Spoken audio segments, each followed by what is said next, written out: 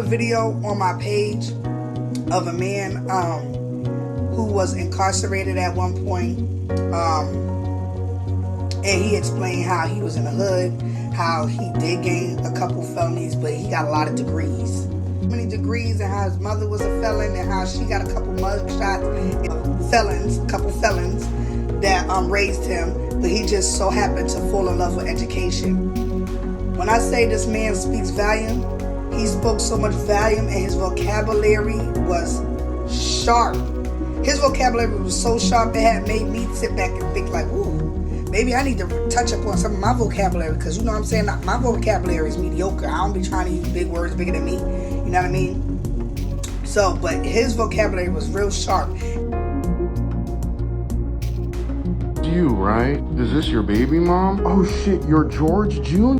Congratulations, man. You just proved to the people that I am who I say I am. From the jump, I said I'm an educated hood dude that has trials and tribulations, but listen up, my shortcomings don't define me, you feel me? I know you want to get caught up and say all he does is say he's a victim and victim this, victim that, but check what?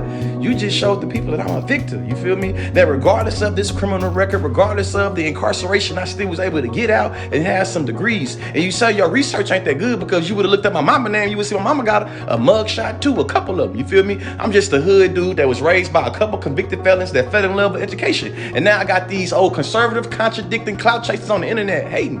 I'll be mad at me too though, you know what I'm saying? I'm gonna talk that talk like I do what I do, because guess what? I'm gonna be in the high school classroom, I'm gonna be in the college classroom, and over yonder ways, and that's on GeorgeLeeSpeaks.com. Mama named me George. I ain't upset about my name being George. That's why my website is named after my first name, you feel me? Thank you though.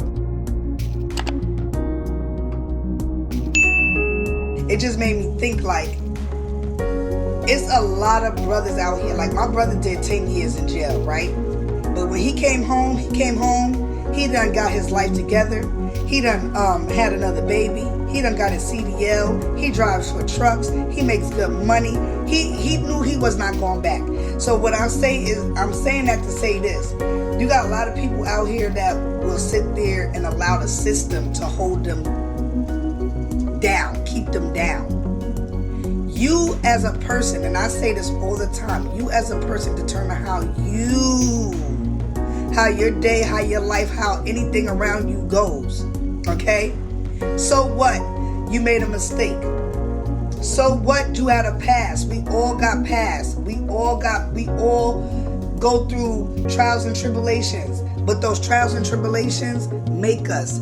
They are to help us. Those are called life lessons. Okay? We have to be able to view those life lessons, evaluate them, and make the change when the change is necessary to make. Do not fall victim in your past. Your past is to help build you. That's why you go through the stuff you go through. I'm not going to say it no more than what I always say it all the time. Your life was written already. Anything you go through or going through, you were supposed to go through, because God already written his book for you. God knows your ending time. Your book is already written, just like my book is already written. It's about what you do, how you turn them pages. If you want to rewrite the book and make changes.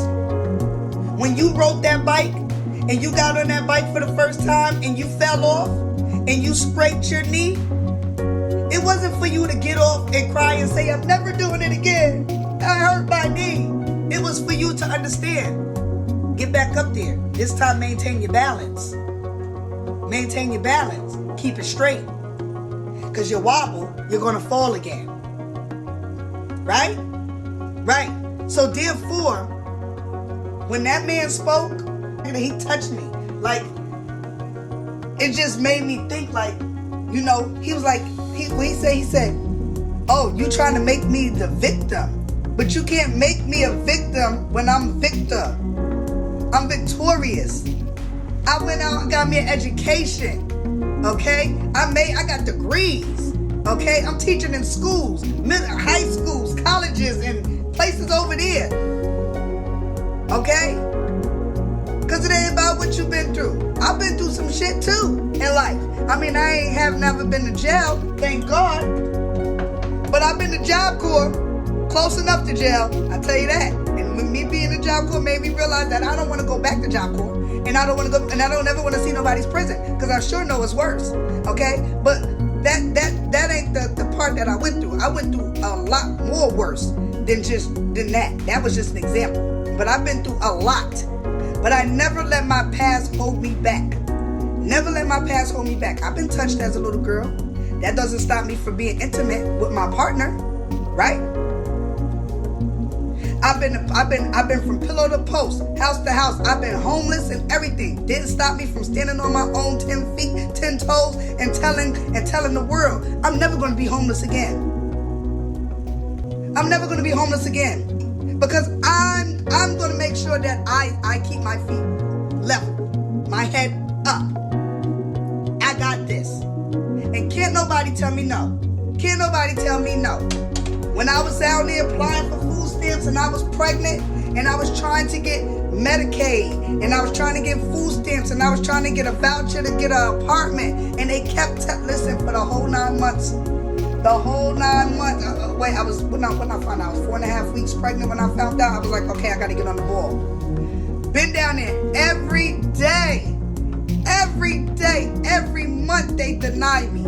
Every month, every 30 days they deny me. You was missing this. You denied. You forgot this. You denied. You didn't have enough of this. You denied. You not moving. You denied. You took too long to fill us out. You denied. Every time I turned around, I was denied. And you know what I kept telling that lady?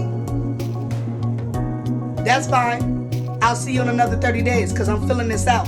Today, another application. So I'll be back. Come back, denied. Come back, denied. No problem. I need to borrow that pencil because I'm filling out another application.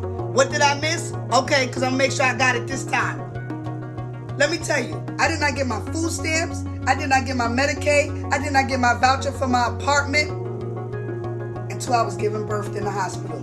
You know what they told me? Well, I can't give you food stamps because the baby's not here. Bitch, I'm 9 months pregnant. What the fuck you mean the baby not here? He's here. He practically here. He about to crawl up out of here and choke you. You don't give me the damn food stamps and the Medicaid because I can't give birth, because I can't afford to give birth in the hospital because I don't have no money. Obviously, because I ain't got the apartment or a job. It got to the point where I told that lady, you got kids, right? Okay. You got a roof over your kids' head, right?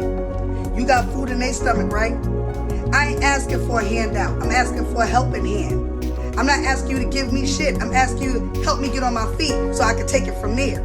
That's what I'm asking you. God don't like ugly. Girl, when I start preaching that God don't like ugly, just pretend you was in that predicament.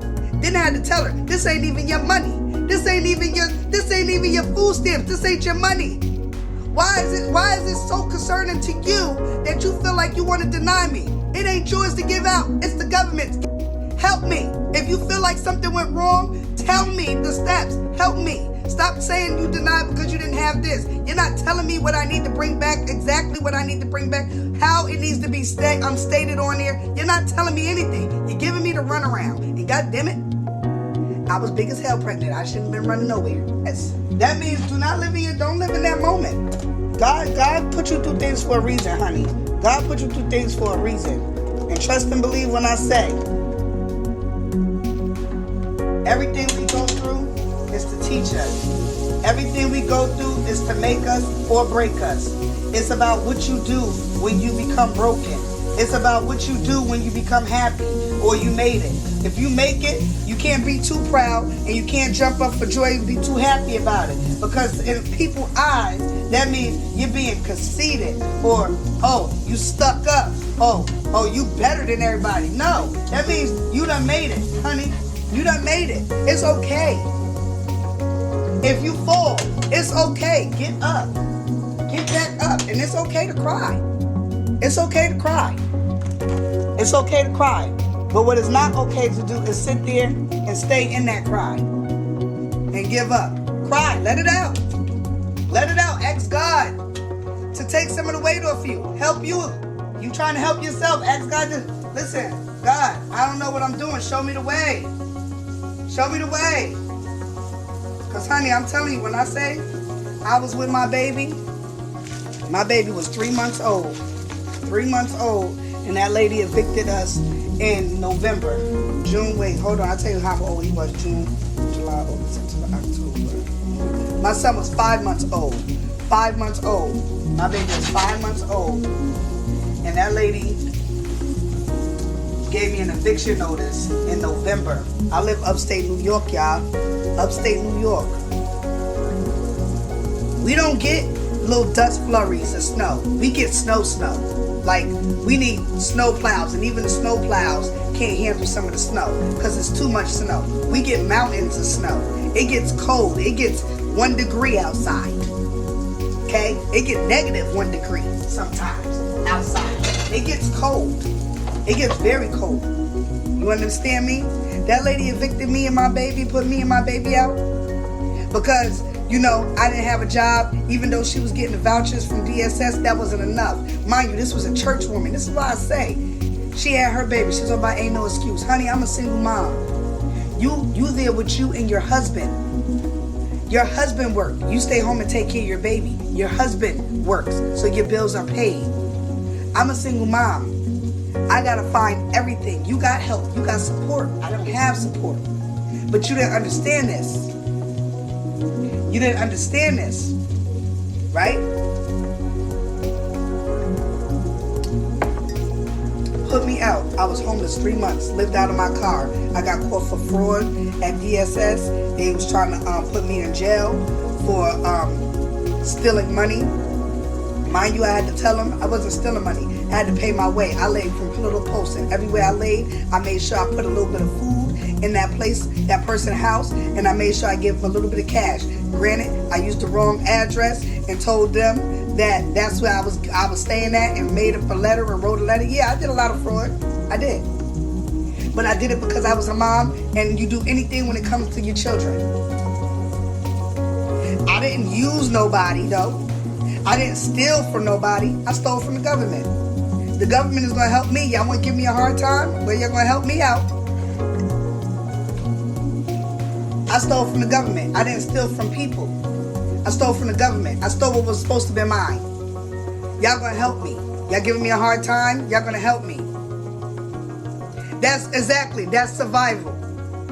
And that's the only reason I didn't go to jail, because I sat there and I cried and I pleaded and I explained to them. I was taken from my mom at 3. I refuse for anybody to come and take my baby away or put me in jail for me to leave my child out here, and next thing you know, I fall in the same tracks of my mother. We're not going to do that. What I did was survive and take care of my business and be a mother. That's what I did. I took the shirt off my back to make sure my son was warm. Okay? I made sure I took food out my mouth to make sure he was fed. I made sure that little bit of money that y'all gave me, I kept gas in the car, kept the windows cracked, and kept the heat on so we wouldn't be cold. I also made sure that anywhere I laid my head, if it was a friend or not, that my baby had a place to lay his head, which I had me a blow-up bed, and I made sure I took his bassinet, his little playpen everywhere. Cause honey, we got a whole bed, we got a whole bedroom in the car, my pillows and everything. But therefore, when people sit here and they like, oh, I can't do it, or I can't do it, or I can't do it. A lot of people don't like what I gotta say because I don't believe in the word can't. Can't shouldn't be in your vocabulary. I was taught that with my foster father. My foster father told me can't is not in your vocabulary word. It should not be in your vocabulary word unless your teacher asks you to use it in a sentence. But that I can't, don't fly here, because you can. You can. You just got to work hard for it. So when people go, seriously, all that I can't, that got to come out your vocabulary. Now, I could lead you, but you got to put in some footwork. This ain't a hand out. This is called a help. Because if I'm doing the work for you, how you ever going to learn? Because I may not ever be here. I might just be here for the season for you. What did you learn with me doing everything for you? Nothing. You got to put that work in the same way I did. You got to go down there. You're going to get a couple no's. You're going to get a lot of no's. You're going to get more. People don't believe it or not. You're going to get more no's in life than you do yes. You're going to get way more no's in life than you are going to get yeses. 0 through 100. You're going to get 90 no's and only 10 yeses. said that, I crossed a video that said, nobody's gonna be like you. Nobody's gonna show you the love that you show to people. And I was like, yo, this is a message, because I just was on my live the other day ranting about how the love ain't really reciprocated and how I was all emotional about it and everything, right? And how I didn't care about all that, right? So, but the guy said, you can't expect, I ain't gonna quote him, but I'm gonna give you the gist of what he said. You can't expect anybody to show you love the way you show love to people. And it's okay. That just means that you have a big heart, a pure heart, and that you care. You just built different. Woo! So there's no need to get mad. You continue to be who you are and let them be who they are. Because guess what? At the end, the blessings is going to come your way when it needs to. Because I believe it. As bad as I be asking her, why you ain't give me a bad bone? Just let me be me. He didn't. Because he gave me a pure heart. I'm going to love and I'm going to support and I'm going to do. God's going to bless me regardless. That's why I continue to bless people. Like, people are going to do you wrong. People are going to do right by you. People are going to talk about you, good or bad. Whether you're doing good or bad, it doesn't matter. People are going to be people regardless. It's about what you do, how you withhold yourself, how you keep yourself together. And me, I refuse to allow anybody to think they're going to come in and knock my empire down. I work too hard for it.